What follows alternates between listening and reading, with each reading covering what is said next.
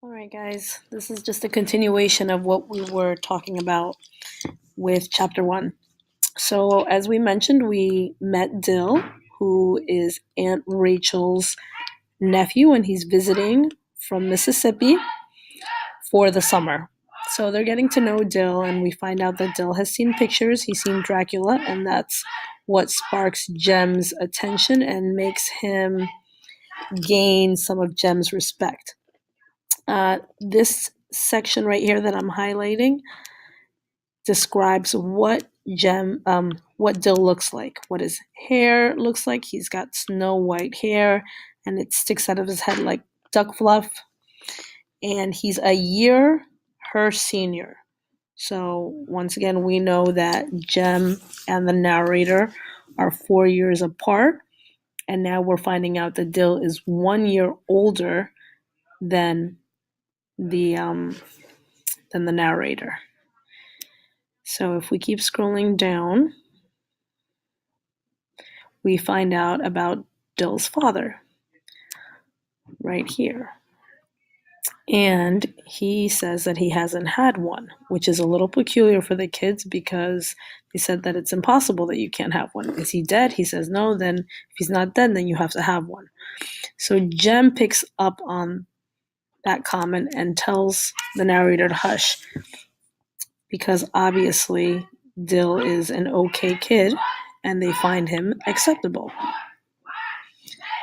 So if we keep going on, they continue talking. They become friends this summer. They play out at a bunch of activities.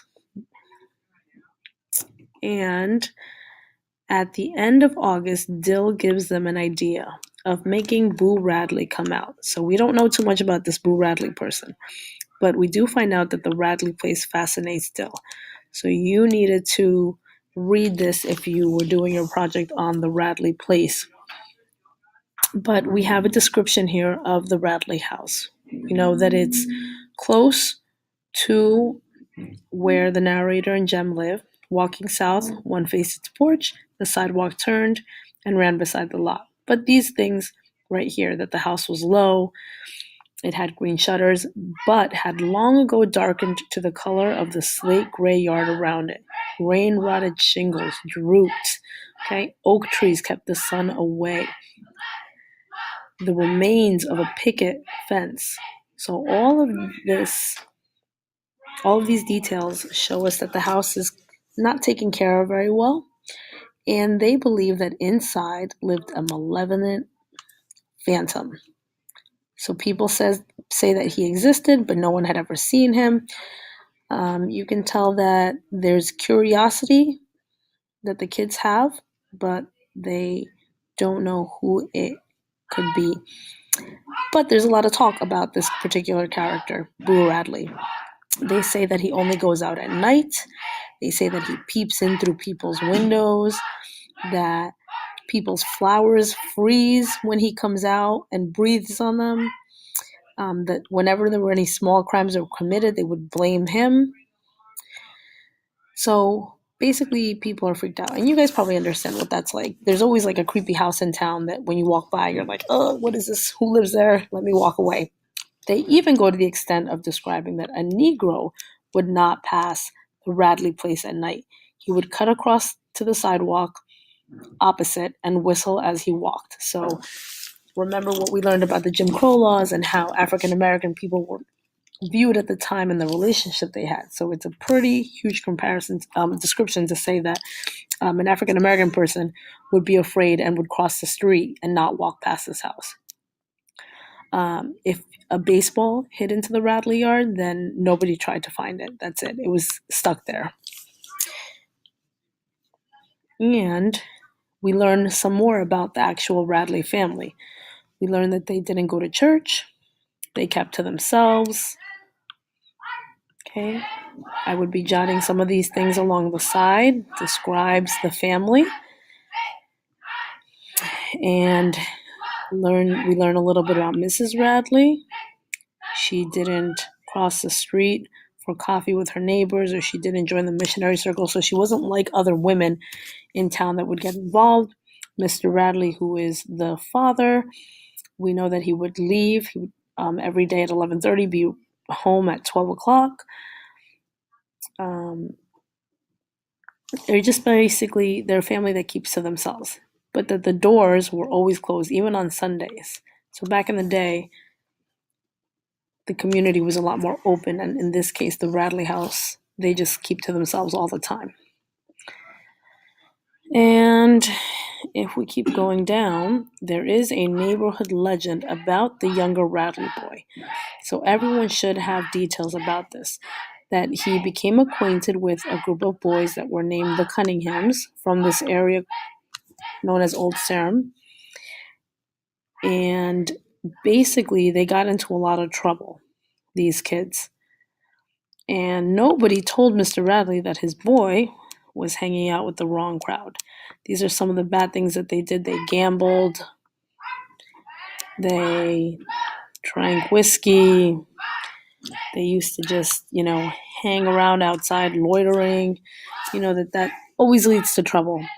But then there's one particular night that all of the boys were together and they were about to be arrested by Mr. Connor, but instead of getting arrested, they took him and they locked him in the courthouse outhouse.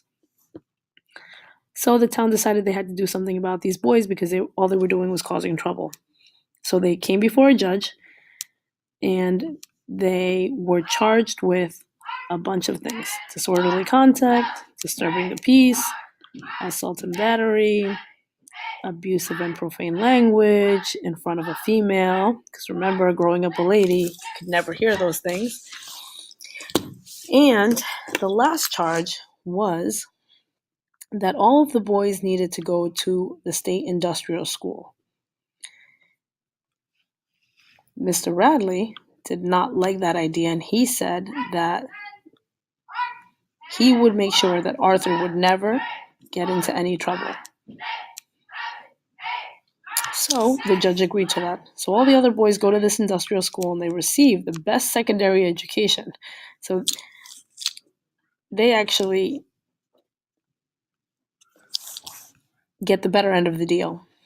Meanwhile, the Radleys lock their doors and the Radley boy is not seen again for 15 years. So now you need to think about this person's age, okay? He was a young teenager when he got into trouble, and then they don't see him for 15 years. And this is when the kids are talking about him. So how old might he be in this case? Jot something down along the side about how old he might be. See if I can jot something here. Do the math.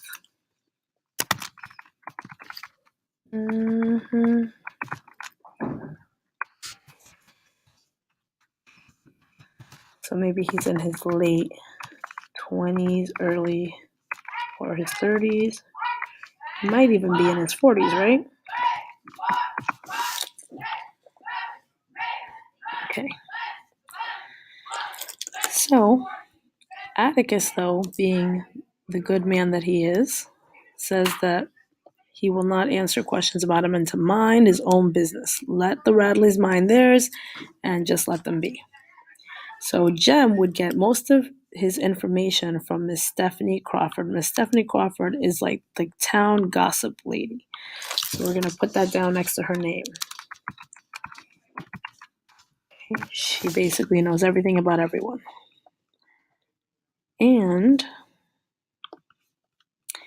she tells the story about Boo when he was younger in his living room, and he was cutting some items for his scrapbook, and then his dad came into the room, and Boo supposedly drove scissors into his dad's leg, pulled him out, and then kept going on like nothing, like he had done nothing.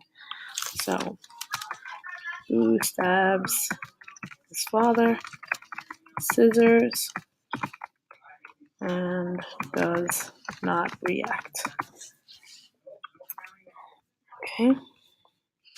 In this case, Mrs. Radley comes out and says that he's killing everybody.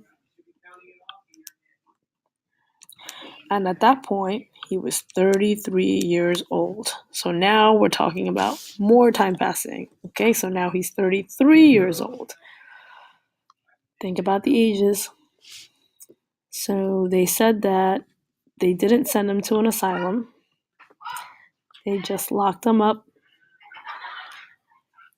But the sheriff hadn't the heart to put him alongside Negroes. So again, that's another reference to how they viewed African Americans back then.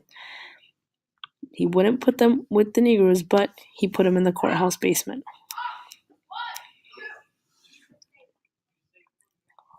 So Mr. Radley then keeps Boo out of sight.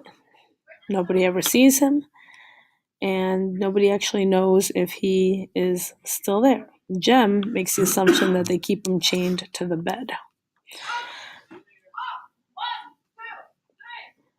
Okay, scrolling down, we have a description of Mr. Radley. Thin, leathery man, colorless eyes, cheekbones were sharp.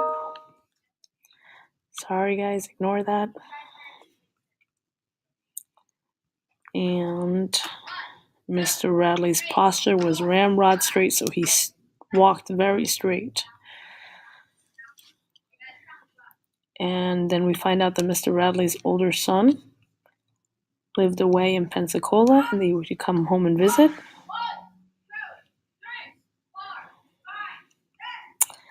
And then we find out one day that Mr. Radley, the father, was dying. So when all of that happened, that's when Mr. Radley made his final journey past home. So right here it tells us that Mr. Radley, which is Boo's father,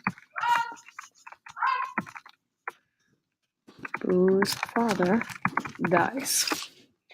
Okay, jotting that down. And Calpurnia says, there goes the meanest man ever God blew breath into. So that again goes to show you what reputation Mr. Radley had.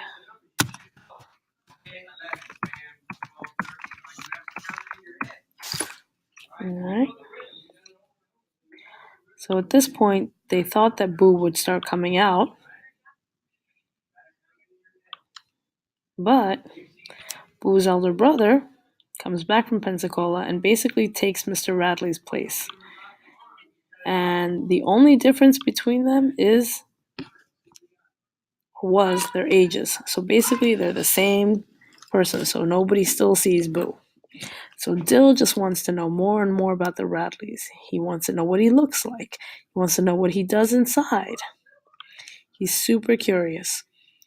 So Jem kind of creates this scenario of what he might do. He says that he goes out, it's pitch dark.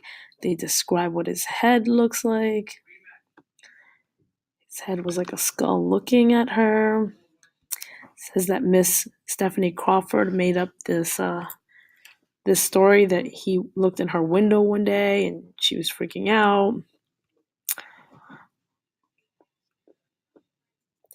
And so then Jem describes Boo as being 6.5 feet tall, and that he eats raw squirrels and any cats that he can catch, and that's why his hands always have blood on them, and that there's a long jagged scar that's running across his face, and that his teeth are yellow and rotten, and that his eyes pop out, and that he drools.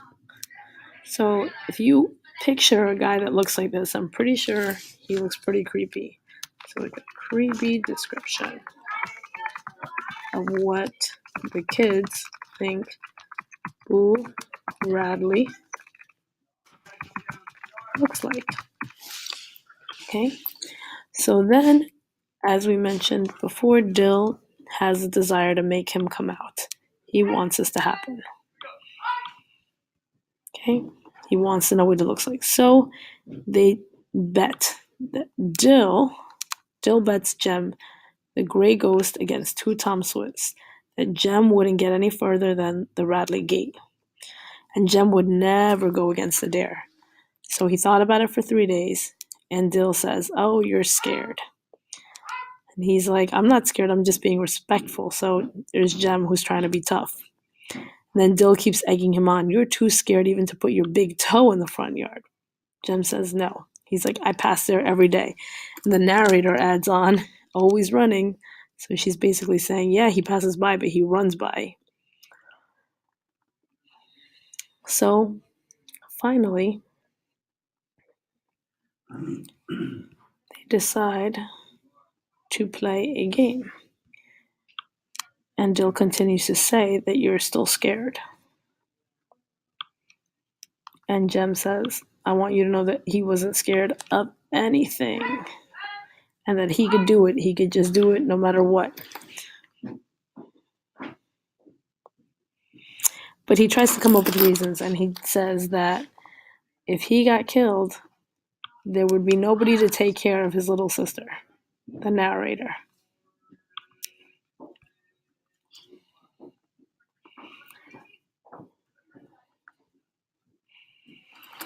So here we go. We go down, and they're still talking about their bet.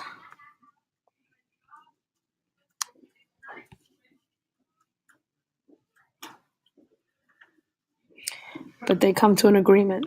They say that all he's got to do is touch the house. That's it. So they agree to it. So Jem decides to do it. They walk to the corner. Then he kind of walks back. He's kind of coming back and forth because he's a little scared. But all of a sudden, he throws open the gate, speeds to the side of the house, slaps it with his palm, and runs back. He doesn't even look to see if anybody opens the door. So they're on their porch now, panting and scared. But they don't see anything. They look back at the house. The house still looks the same, droopy and sick. But all of a sudden, they're staring down the street, and they see that something inside the shutter moves. Flick. Almost a tiny, invisible movement. So who do you think that might have been? Was it Boo? All right, make sure you guys add these notes and additional notes to your copy.